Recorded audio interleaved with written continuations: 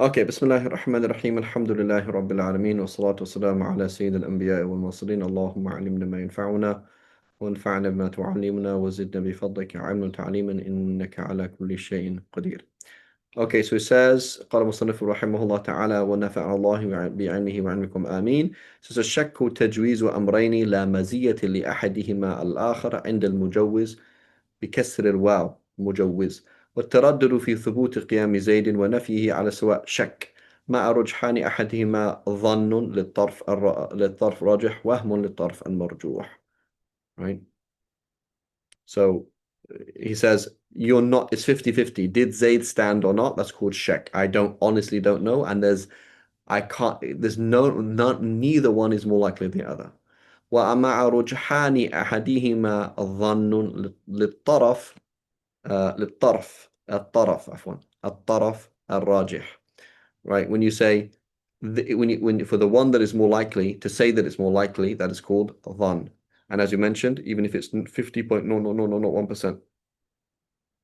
ووهم للطرف المرجوح, and to think that the 49.99999% is more likely, right? This is وهم, delusion. Okay. خير. And this is تعريف أصول الفقه بالمعنى الاصطلاحي. Says وعلم أصول الفقه الذي وضعت فيه هذه الورقات طرقه وطرقه, its ways, how to do it. أي طرق الفقه الموصلة إليه على سبيل الإجمال in general, i.e. this general the theory.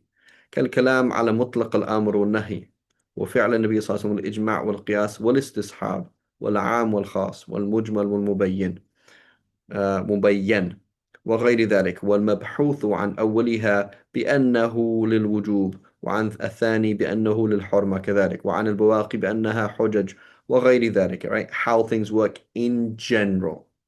Right? So there's a huge difference. So similarly, just like we can't study قواعد فقهية without fiqh, you can't really study usul fiqh without fiqh. And our Hanafi friends, if we can call them friends, um, they emphasize that more than us, right? That I remember doing the manar, or starting the manar in Hanafi fiqh, and we had to have a fiqh test before it, right? So in principle, you can kind of get some idea of usul fiqh for the Jumhur without really doing much fiqh. But for the Hanafis, it's not really possible, right? And that's correct, right? It's not very useful to do usul fiqh without doing a good amount of fiqh, right? At least some kind of like pre-intermediate level. Otherwise, you kind of don't know what you're talking about. بخلاف طرق الفقه الموصلة إليه على سبيل التعيين والتفصيل, dealing with أدلة تفصيلية, بحيث إن كل طريق توصل إلى مسألة جزئية, is this particular thing recommended or not, is this excused or not, تدل على حكم نصا أو استنباطا، نحو أقيموا الصلاة ولا تقربوا الزنا، وصلاته صلى الله عليه وسلم في المكة في الكعبة عفوا كما أخرجه الشيخان، والإجماع على أن بنت الابن السدس مع بنت الصلب حيث لا عاصب لها، وقياس الأرز على البر في امتناع بيع بعضه ببعض إلا مثلا بمثل يد بيد كما رواه مسلم، واستصحاب العصمة لمن يشك في بقائها، فإن هذه الطرق ليست من أصول الفقه، وإن ذكر بعضها في كتبه، يعني أصول الفقه تمثيلا. Right? So this is not what we're talking. This is the specifics, but not actual the application. We're not talking about the application of the usul, we're talking about the usul themselves. وكيفية الاستدلال بها، أي طريق الفقه الإجمالية من حيث تفاصيلها وجزئياتها عند تعارضها، من تقديم الخاص منها على العام والمقيد على المطلق وغير ذلك. So the programming, how this comes together. وإنما حصل تعارض فيه لكونها ظنية، إذ لا تعارض بين قاطعين، وقوله وكيفيته بالرفع عطفا على قوله وطرقه. أوكي.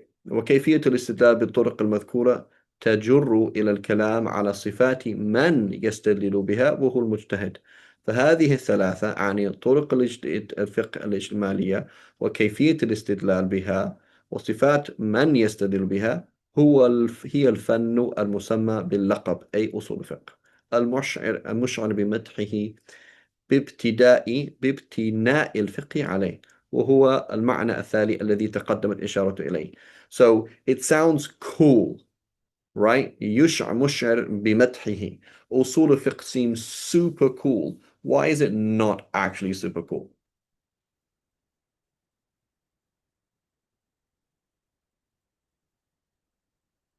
What's the downside of أصول الفقه? So let's ask another question. Who's more useful? Somebody who studied the Hidayah 5 times, or somebody who studied in Hanafi fiqh, or somebody who studied usul fiqh? Who's more useful?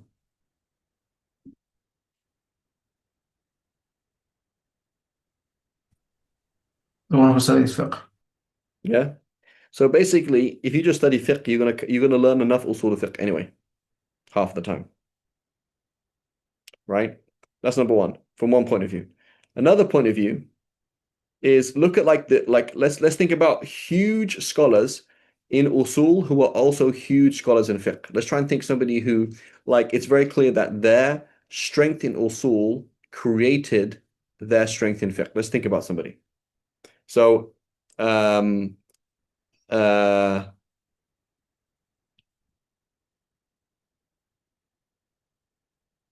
Ibn Qudama, is he a giant in usul fiqh?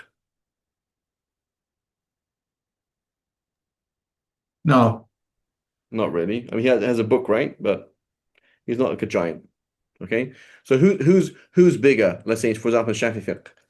Imam al-Juwayni or Imam al-Nawawi? no. Imam al-Nawawi, right?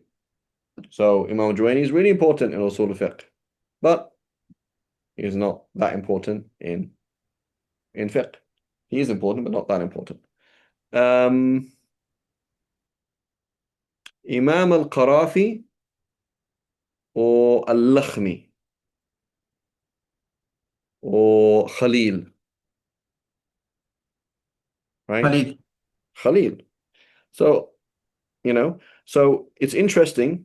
Like you go to a place like Tarim, right? Tarim in Yemen. They used to do a lot more usul, a lot more kalam. That's true. But what is their focus? The focus is ilm, amal, and hal, right? Their focus is ilm, amal, and hal. And they're also dealing with a society that hasn't changed that much.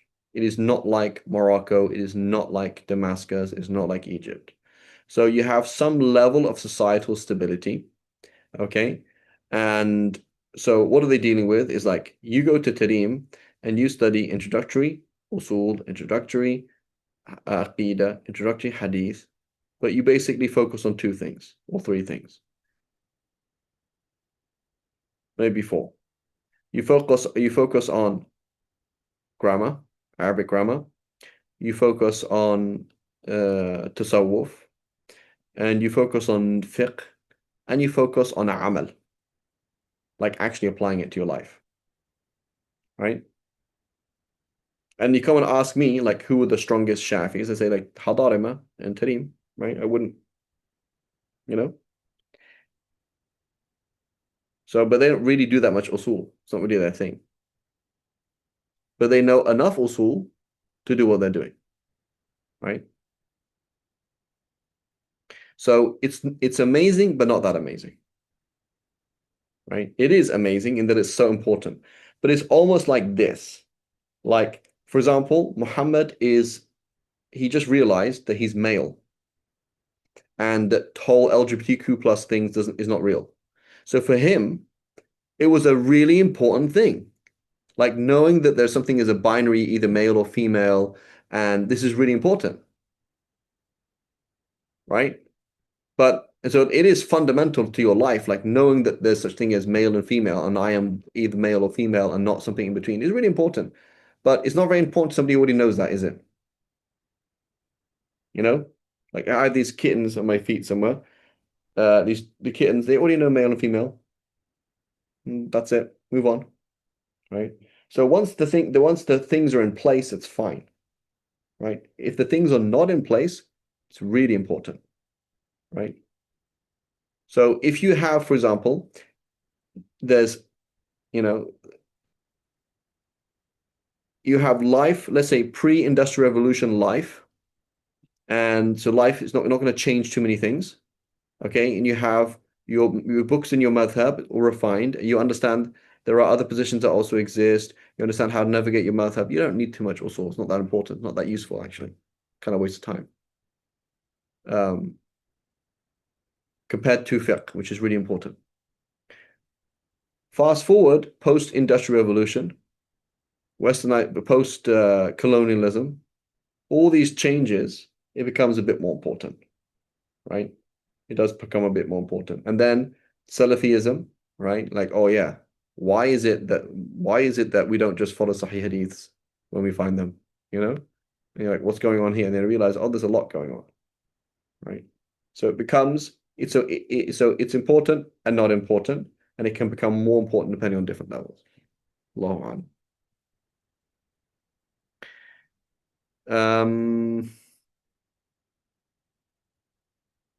so meaning it's important if it's there. If it's not there to begin with, then obviously you have a huge problem. Okay, so if you found Imam Nawawi doing an usuli khata, right, that would be problematic, right? Okay, so أبواب أصول الفقه says وقوله أبواب أصول الفقه مبتدأ وخبره أقسام الكلام والأمر والنهي والعام والخاص ويذكر فيه المطلق والمقيد والمجمل والمبين والظاهر والمؤول والأفعال والناسخ والمنسوخ والتعارض والإجماع والأخبار جمع خبر والقياس والحظر والإباحة وترتيب الأدلة وصفة المفتي والمستفتي وأحكام المجتهدين. فهذه جملة الأبواب وسيأتي الكلام عليها مفصلا إن شاء الله تعالى. باب أقسام الكلام. أما أقسام الكلام فلها حيثيات فأولها من حيث ما يتركب منه فأقل ما يتركب منه الكلام اسمان نحو الله أحد أو اسم وفعل نحو قام زيد أو فعل وحرف نحو ما قام. So in reality, that's three words, right? ما قام هو. أثبته بعضهم ولا يعد الضمير في قام راجع لزيد مثلا كلمة لعدم ظهوره والجمهور على عده كلمة. أو اسم وحرف وذلك في النداء نحو يا زيد. In reality, there's a ضمير there, right? It means يا زيد. So in reality, there is an implied ضمير مستتر أنا. Right? وأكثر النحاة قال كان نحو كان إنما كان نحو يا زيد كلاما لأن تقريره أدعو زيد أو أنادي زيدا ولكن غرض المصنف رحمه الله وغيره من أصولين بيان أقسام الجملة ومعرفة المفرد من المركب. Right? He's just trying to get down to the smallest pieces, that's all. والكلام في اصطلاح ينقسم من حيثية أخرى إلى أمر ونهي. So this is in reality بلاغة. Right? This is nahu and this is balagha, right? So if we study nahu, we don't need to read this. If we study balagha, we don't need to read this, right? ونهيا وهو ما يدل على طلب الترك نحو لا تقم. وخبر وهو ما يحتمل الصدق والكذب من حيث هو, like لغة, right? So for example, what time is it? You liar. I just said, what time is it? You stop lying. I'm not lying. Why am I not lying? Because I'm not even making a statement to begin with, right? So if you tell somebody get up and they say you're lying, you can't be lying when you tell somebody get up because it's not a statement, right? Or what time is it? It's a question. It's not a statement. So a khabar is a statement, right? As a linguistic structure, يحتمل الصدق والكذب, not in reality, right? So Allah واحد يحتمل الصدق والكذب حاشاه, right? What we mean من حيث البناء اللغوي, right? والاستخبار أي هو استفهام نحو هل قام زيد, right? وينقسم الكلام أيضا إلى تمن وهو طلب ما لا طمع فيه أو ما فيه عسر. فالأول نحو ليت الشباب يعود يوما، والثاني نحو قول منقطع الرجاء ليت لي مالا فأحج به. Right, subhanallah, we just did that, right? ويمتنع التمني في الواجب نحو ليت غدا يجيء، إلا أن يكون المطلوب مجيئه اليوم الآن فيدخل في القسم الأول. Right? So if I said, for example, man, I wish I was a bird. I'm not telling you what I wish. So if you said, Fareed, what do you wish? And I say, I wish I were a bird. There's a difference between I'm making a statement, which could be true or false. Because in reality, I wish I was a wolf. Okay? So that's a khabar. What do you wish, Fareed? I wish I were a wolf. But I actually mean I wish I were a bird. So I'm lying, right? So I'm telling you a statement as opposed to, oh man, I wish it wasn't Monday. So you can't linguistically come along and say you're lying. You don't wish it wasn't Monday. So I'm not telling you what I wish it was, right? I'm telling you, I'm just expressing my feelings. I'm just saying, man, I wish it wasn't Monday, right? Can you see the difference? So it might linguistically sound like a khabar, but it's not a khabar, okay? So ikhbar it's judged by the fa'ida. What's the fa'ida of it? Like, what are you trying to achieve? Okay. So the for example, so that's how you can have a rhetorical statement, right? So my son says, I say, for example, can you take this cup to the kitchen? And he says, oh, that cup up there, meaning like, your medal for winning something when you win, I don't know. And I say, yes, that cup up there. What am I saying is that's a dumb thing to ask, right? That's what I'm saying, right? So, often sentences can have other fawaid, like other things that's understood from it. What we're trying to say is what is understood from it haqiqatan is this, right? So a statement, it could be a khabar lafdan, but haqiqatan could be tamanni, right? Or vice versa, right?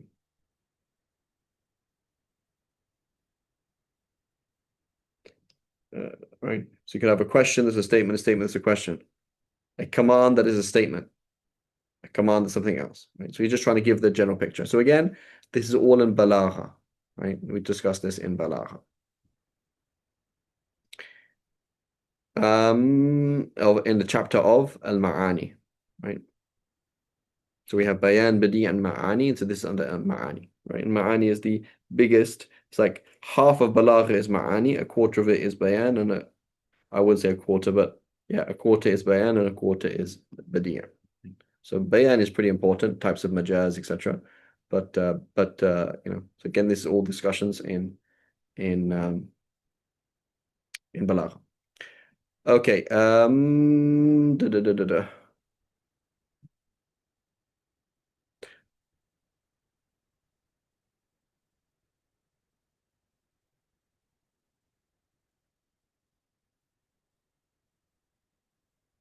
Okay. والعرض, right? بسكون الراء. العرض والعرض, right? Not the same thing.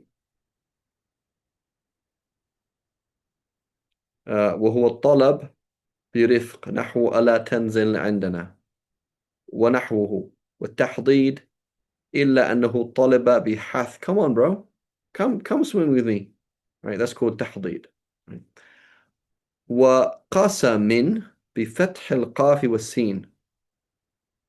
Right. وهو الحلف نحو والله لأفعلن كذا. So when I say by Allah,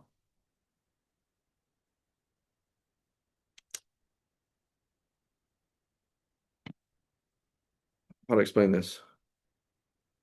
Like when I say I swear by Allah, I will not do this, I am not telling you what I'm doing. Hey, Freed, what are you doing? Oh, I'm swearing by Allah that I will not ever eat cabbage again. That's not what it is. That's khabar. What are you doing? I am swimming, right?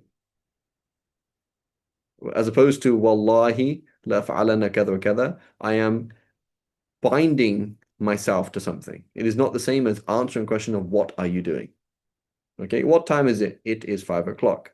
What are you doing? I am swearing by Allah. As opposed to I swear by Allah. It's not the same. Right?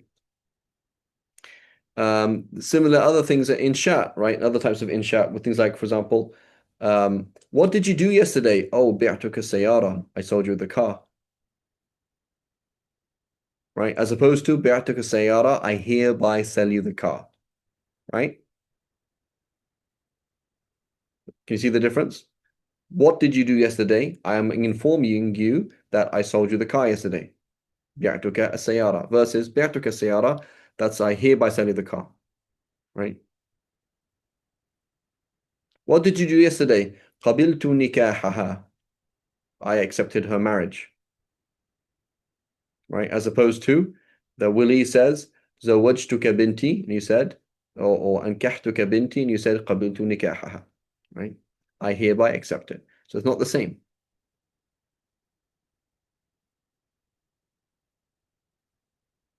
Does that make sense? The difference between I'm making a statement versus I am initiating a contract.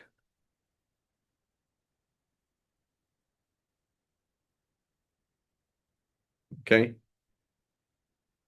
Yes. Okay. وفي اصطلاح ما بقي في استعمال على موضوع. So now he says فالحقيقة. So now the حقيقة is going to apply to many different things.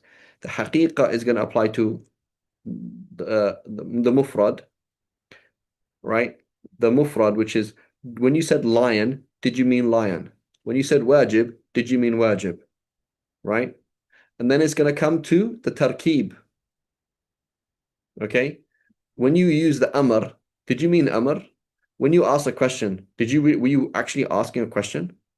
When you made a statement, were you actually making a statement? Right? Okay? And then it's going to apply to what else? It's going to also apply to relationships. Right? And I say that question, or I say, what is it? You say, the White House has decided this, meaning the people in the White House, right? Or you say, those were happy days, i.e., those are days in which we were happy in, right? So that's what we call majaz aqli. So we're going to have majaz mufrad, right? Which is words. Majaz murakkab, meaning this tarkib, this sentence structure, which is used for tamanni, doesn't actually mean tamanni. This sentence structure, which is for a question, doesn't actually mean a question. This sentence structure is used for command, doesn't actually mean a command. And then we have it all, and then majaz aqli, which is in terms of nisab, how you ascribed A to B, right? بل أنتم بهديتكم تفرحون, right? So Sayyidina Sulaiman isn't interested in the gift from the Queen of Sheba. She doesn't care about it. So he calls it their gift, right? That's so بهديتكم أي هديتي التي أنتم فرحتم به زيادة على الحد وأنا زاهد فيها, right?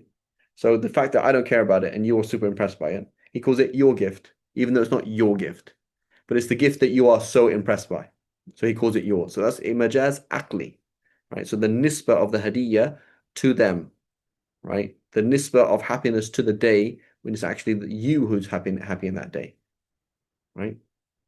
Does that make sense?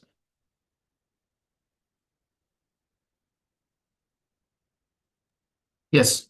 Okay, that's majaz aqli. اوكي كيف اصطلاح ما بقي في استعمال على موضوعه على معناه الذي وضع له. So it's tarkib that it was originally for. This was a question, it's still a question.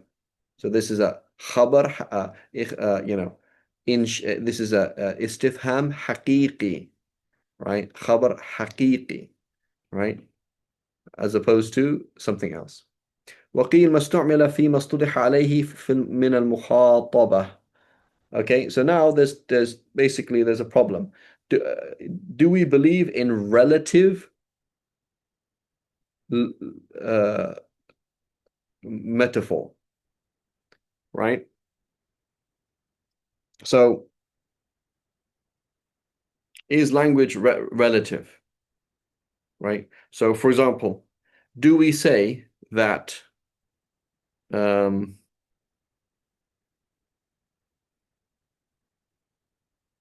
do we say, for example, there are different levels of haqiqah? Like in the Sharia, when we're talking about halal, haram, and fiqh, then this is a term. When we're talking about something else, there's another term. Or are things always to be judged against the language itself? Okay, so let's take an example. Um,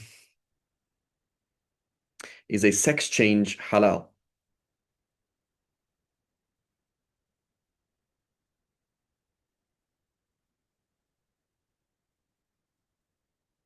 Is it halal to change your gender?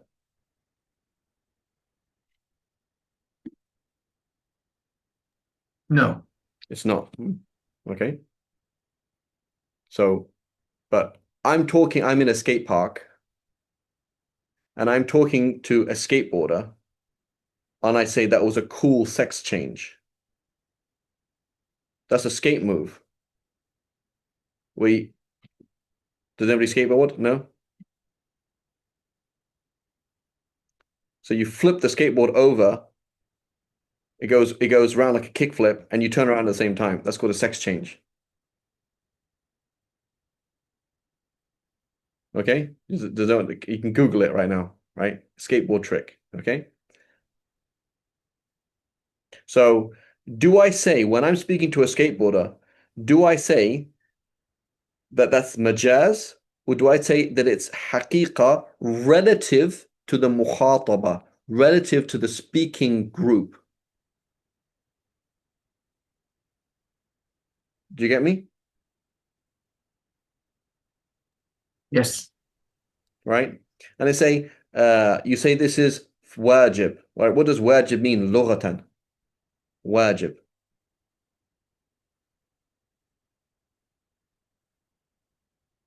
It means what yajibu yaqa'u means to fall.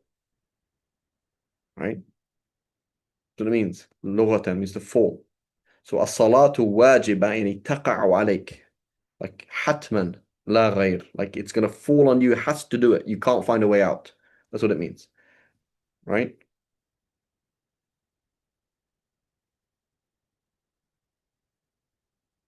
Right. So now in fiqh when I say yajibu kada and yajibu kada, is that majaz or is that haqiqi in respect to the mukhataba, in respect to the context, the language context that I'm talking about? Okay, so this is what he's talking about. Do we say the wada' al-asli al-lughawi, or do we say al-mukhataba in respect to that language context? Okay, the language context. So here's something very important. This is something that we will do in linguistics, right? When we talk about linguistics and even what's it called in literature, like they will talk about like what's it called?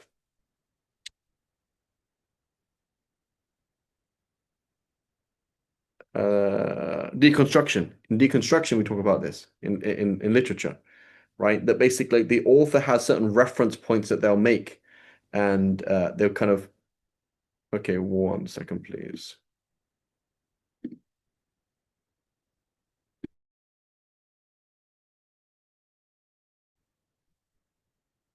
Okay, so we will talk about these things. So it's a very important thing to understand is that there's this huge disconnect between conversations on linguistics and what we talk about in balagha and usul al-fiqh. So this is what will happen. You will go and study linguistics at whatever university in France or Germany or in the Arab world, and they will talk about linguistics as if the Muslims don't exist, right? Whereas in reality, Muslims have been talking about linguistics and language and grammar and logic for a long time and have lots of things to say, right? But you will see that as if they had no idea. They will never even reference anybody. Not even any reference, not even any notice. They just totally ignore them. And one of the reasons why they totally ignore them is they don't understand them. Okay, they don't actually understand them. So what will happen is you'll have this professor at the university or whatever somewhere, and he might, for example, have in his undergrad quick made a list of linguistic contributions from Imam Shafi in the Risala. That's all.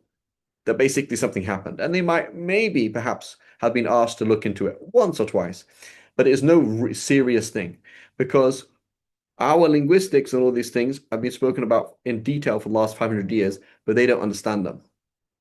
So they're not going to read Hashid Dasuki on on the what's called Shuruh Talkhis in Balagha. They're not going to do that. They're not going to be reading Taftazani on Mukhtasar Ibn Hajib in Usul. They're not going to do it. Ilm Wada', they're not going to talk about it. They don't understand it to begin with. So they don't understand it. So they label it as ridiculous repetitions. And so then then it's just ignore it, which is a huge problem, right? It's a huge problem. And it's part of the takabbur of, how the system works and how the Arabs and Muslims don't have anything to say is a problem. But it's a kind of it's very important to do that, right? So I remember Sheikh Amjad Rashid, he told me, he said, Freed, he said, don't do fiqh, do linguistics, right? Go and do linguistics and show them everything that we talk about because they actually don't have a clue. Muslims and non-Muslims actually have no clue that we talk about any of these things. They're just like blank, right? Because their shuyukh don't understand us, so therefore the students, their big shots don't even read our books and don't even understand them, and so they assume it's not even there. Right? So it's pretty important. So we believe then, so here it says مستعملة في مصطلح عليه من المخاطبة. That speaking group, what's the istilah? So you say, is it halal to do a sex change? And you say, well, what do you mean? So in skateboarding? Yeah, that's totally halal. That's just a trick on a skateboard, right? But sex changes in changing your gender and cutting your body up, and that's haram, right? And so you have these terms, right? That's a term. Uh, so these are terms. When you say wajib, are you talking about in fiqh? Or are you talking about in or are you talking about in usul fiqh? Or are you talking about in lugha? Or do you mean something else? Right? When you say, I don't know, other terms in engineering, in medicine, right? So this is relative, right? وإن لم يبقى على موضوعه الذي وضع له في اللغة كالصلاة المستعملة في لسان أهل الشرع للهيئة المخصوصة فإنها لم يبقى على موضوعه اللغوي وهو دعاء بخير وكالدابة الموضوع في العرف لذوات الأربع كالحمار فإنه لم يبقى على موضوعه اللغوي وهو كل ما يدب على الأرض. Okay, so then we have basically different contexts. You've got the original context, the Arabs, then you've got small contexts like Sharia, like revelation. So I'll give you an example, right? Like Ibn Khuzaymah in his Sahih, he's trying to prove that touching a woman breaks your wudu. So what does he do? Is he says, he quotes the hadith, what was it?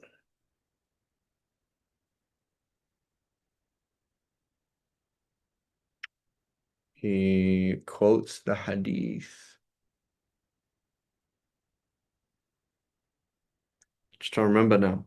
Basically, he's trying to prove that the Prophet ﷺ used the word lamps to mean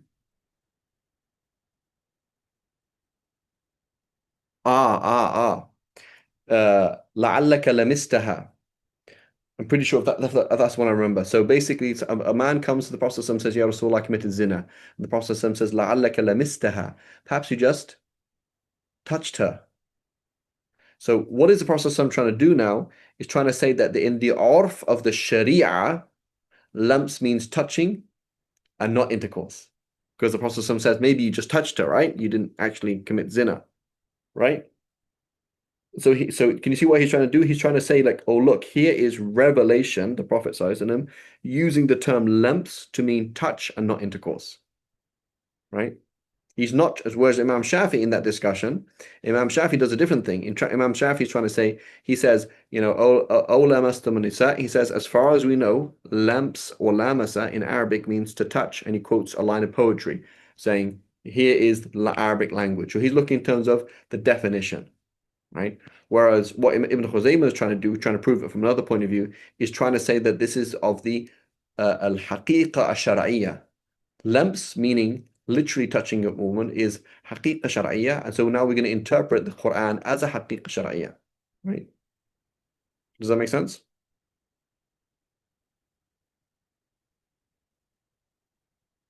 Like it's almost like a code language within the Sharia now.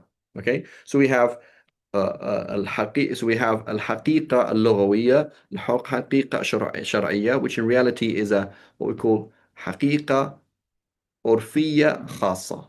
Right, so we have linguistic, normal, i.e., how people generally use it, and then normal to a specific group. So they call it haqiqa shar'iyya, but in reality it's a specific group, right? So it's just so haqiqa shar'iyya is a haqiqa urfiyya khassa. Skateboarding terminology, engineering terminology, right? You know, does it break your wudu if you touch a mouse?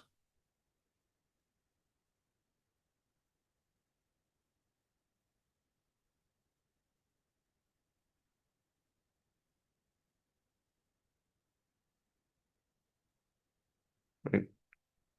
Okay, does it take, could you pray with a non-living mouse on you?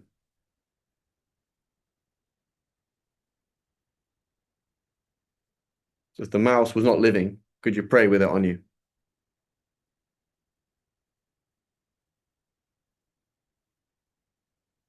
What do you think? You wouldn't want to, that's fine. But I'm asking, is it valid? Okay, you had a mouse that wasn't alive and you put it in your pocket and you prayed, would that be okay?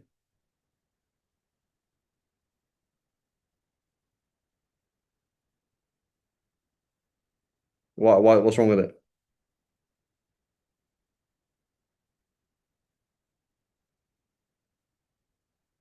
What's the difference between putting a mouse or putting a telephone or putting a keyboard? What's the difference between praying with a keyboard on my lap and praying with a mouse on my lap? What's the difference?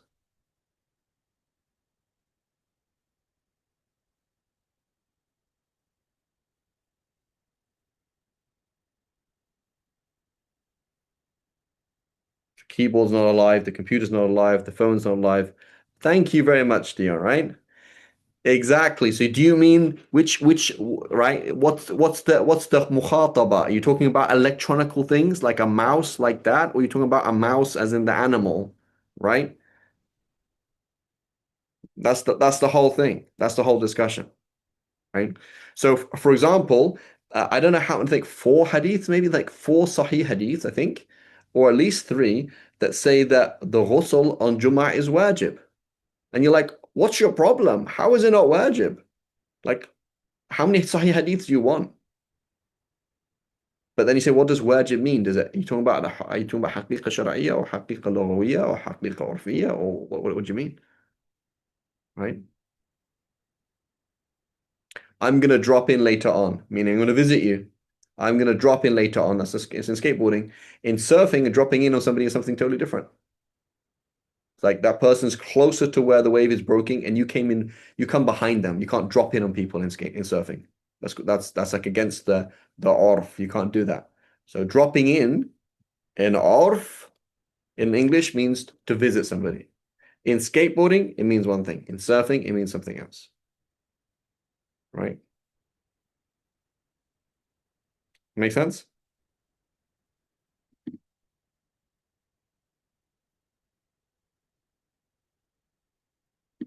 Okay, dokie. تسمى الحقيقة إما لغوية وهي التي وضعها واضع لغة كالأسد للحيوان المفترس المعروف، وإما شرعية وهي التي وضعها الشارع كصلاة للعبادة مخصوصة، وإما عرفية وهي التي وضعها أهل العرف العام كالدابة لذوات الأربع وهي في اللغة ما يدب على وجه الأرض، وأما أهل العرف الخاص كالفاء، وأما أهل العرف الخاص كالفاعل للاسم المعروف عند النحاة. وهذا التقسيم إنما يتمشى على القول الثاني في تعريف الحقيقة دون الأول، right? فإنه مبني على نفي ما عدا الحقيقة اللغوية، فالألفاظ الشرعية كالصلاة والحج ونحوها، والعرفية الدابة مجاز عندهم. Okay, and that's important because what's the assumption? So now he's gonna go and um, he's gonna break down majaz. Now we have to understand, and I'll repeat this, I mentioned it before, that balagha did not evolve hand in hand with nahu and sarf. Okay, it did not evolve together. Okay, like plants, flowering plants and bees, right? As far as we know, they evolve together, right? They go hand in hand, right? So there's going to be tons of adaptations that are going to be like the same because they evolve together, right? Um, bears and seals, as far as I know, they're actually related to each other, right? So they kind of like evolve together somehow, right? Um, whereas like sharks and seals did not evolve together, right? Sharks are like, I don't know how old they are, some ridiculous like 300 million years old, right? Whereas mammals, as far as I know, not that old, right? Does that make sense? So we have this one science called balagha, and we have another science called nahw and sarf, right? So nahw and sarf is one thing. They go hand in hand together. And it's basically at its pinnacle in the 2nd century, and then it reaches further maturity up until the like 7th century. But basically it's very, very advanced. Like it's like Nahu and fiqh are kind of at the same level of each other in the 2nd century, basically. Right? So it's very, very mature, right? So what happened before, for example, Imam Abu Hanifa is a lot. What happened before Sibawayh is a lot, right? What happened before Imam Shafi is a lot, right? So, there's a lot of things happening. As for Balagha, no, right? Balagha evolves much later. It's a confluence, a merging of various different things. Nahu contributes to it. Literary criticism and fabrication of poetry contributes towards it. Kalam contributes towards it. Fiqh contributes towards it, right? So there's discussions in fiqh that are relevant to it. Usul, etc. It evolves much later. So our author, Imam al-Haramain, would not have studied um, what's it called? Balagha in a formal way. And so the way he talks about it is very crude. And I'm not trying to say it in a bad way. It's like, so he says things like al-majaz imma bi ziyada aw nuqsan aw naql aw isti'ara. And so that's just like, it's just not very useful, right? It's just not very useful. So because it's kind of crude, like it's not very refined. So so where do we study balagha? We're going to study balagha in the classical text. So, Imam Taftazani is kind of like, where does it really start? Where does it reach maturity? Is with Abdul Qahir al-Jurjani, who is in the 6th, 7th century. Yeah, Abdul Qahir al-Jurjani. And so before that, it's not fully mature, right? So anything before that is not particularly interesting. So then we have a Sakaki, and then Taftazani.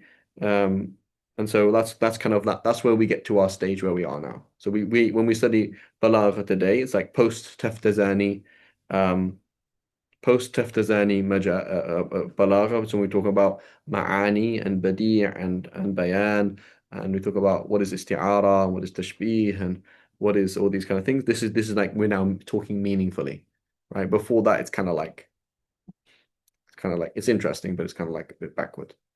Okay, so just basically skip it and just put a little note, say, okay, um, what we really mean is, you know,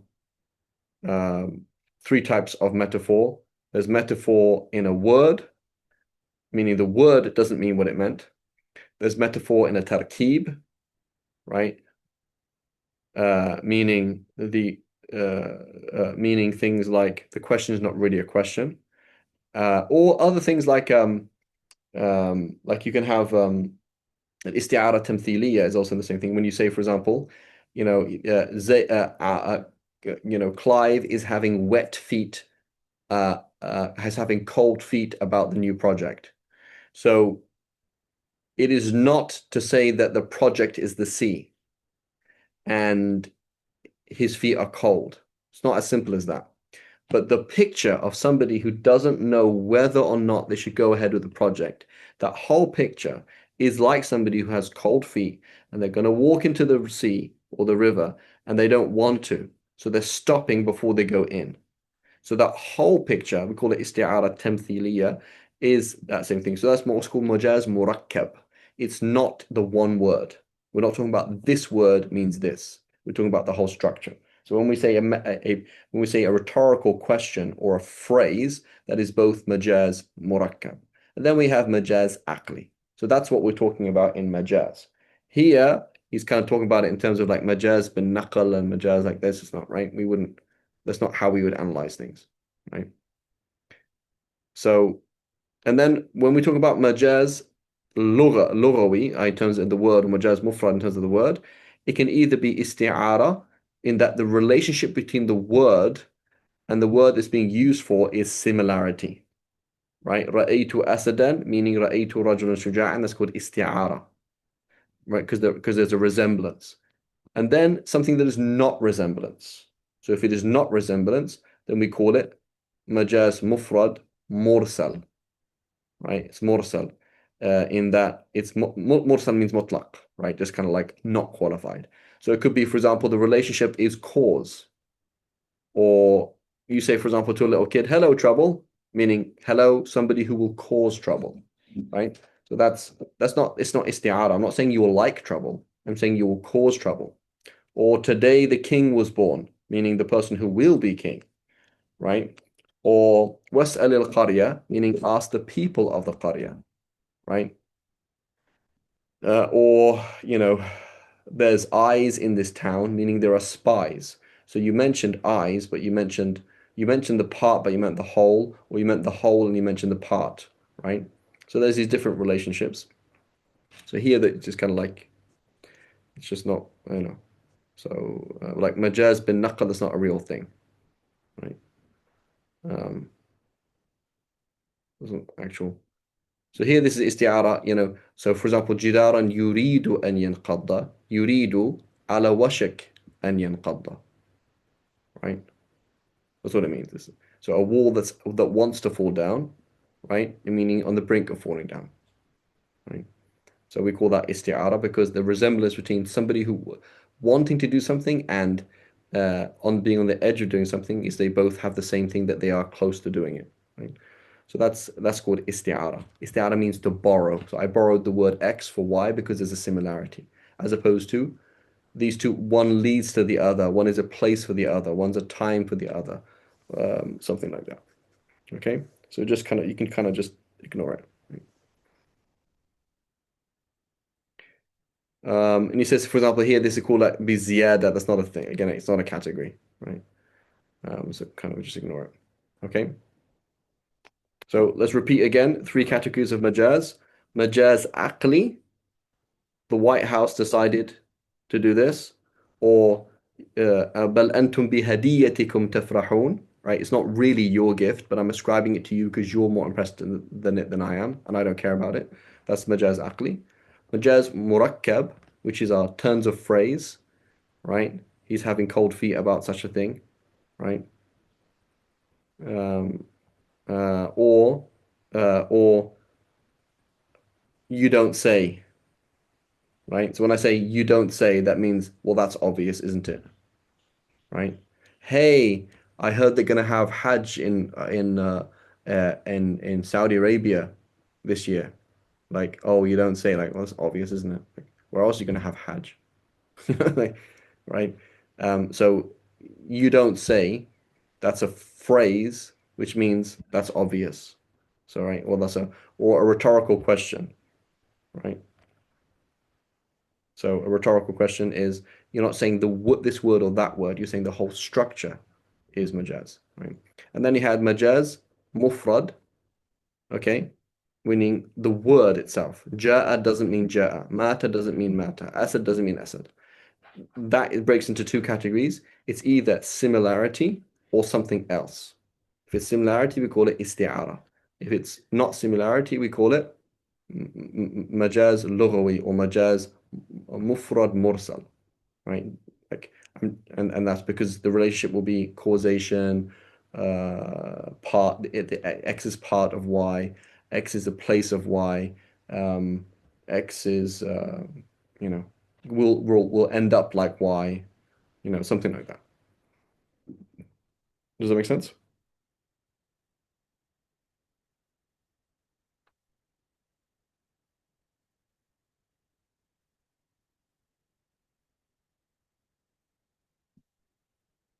Everyone's following?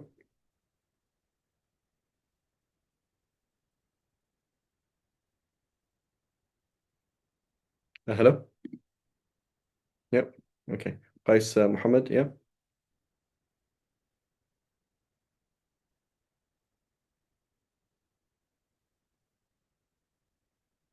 I think Qais just gave up after the whole mouse business.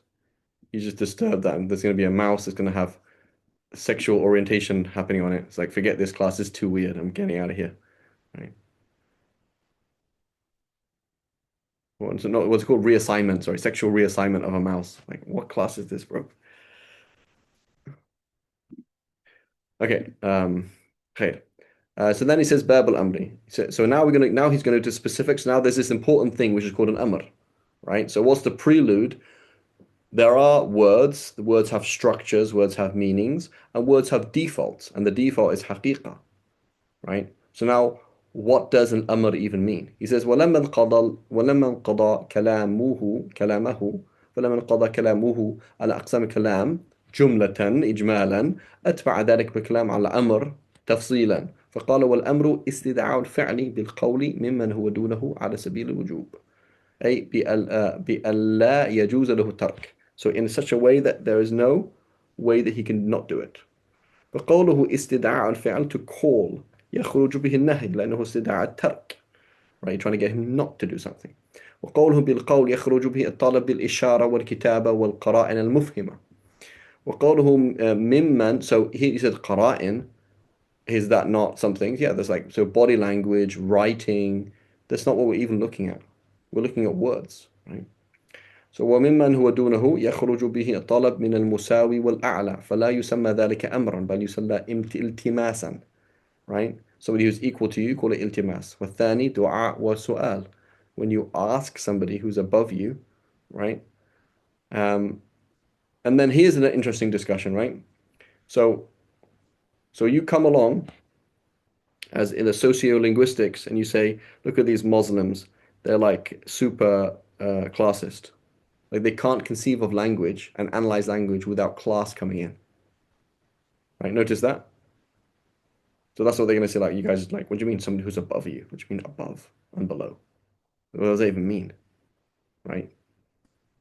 Like you're so caught up in your your fascist way of thinking that you can't even think outside of the system. Right?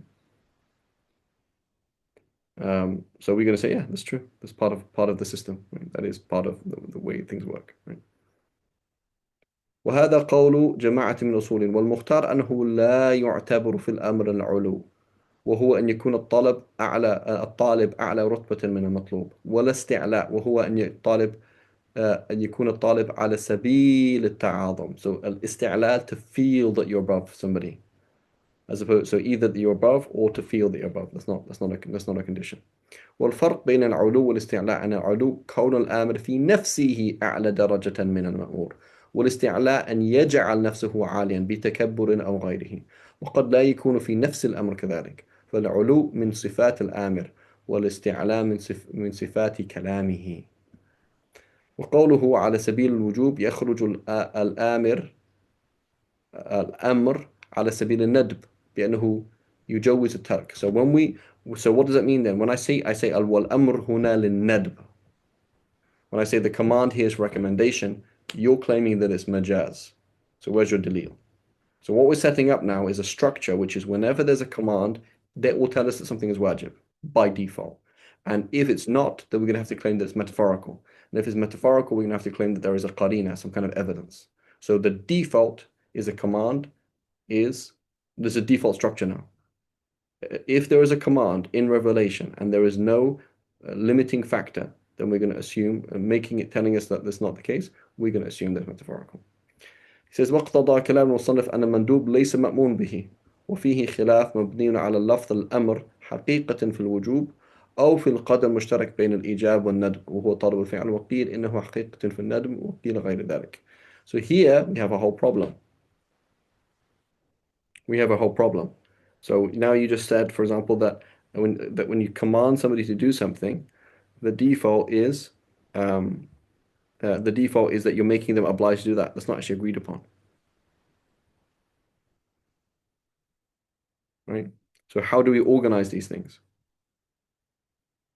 Is there, for example, a ma'mur bihi, and underneath ma'mur bihi there is and mandub and wajib, or do we say it's على لفظ الأمر حقيقة في الوجوب أو في القدر المشترك بين الإيجاب والندب?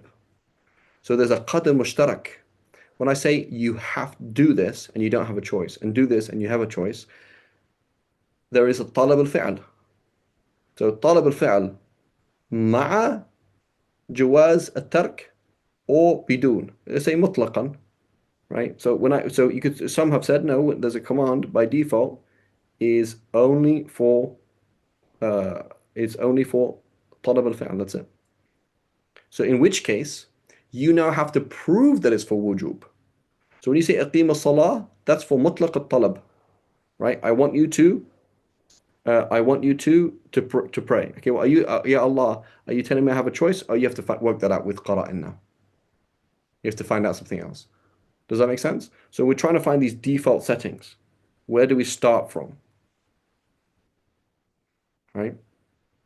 And so it is not agreed upon that the amr by default is for wujub. It's not agreed upon. Right? I believe Ibn Hajib in the Mukhtasar Hajib, he says it's for nadab.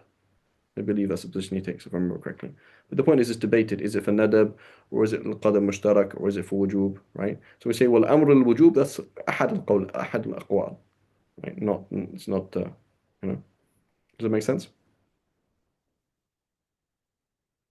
Yes. Okay. And he says, وَصِيغَتُهُ, we'll continue with that, inshallah, next week, inshallah.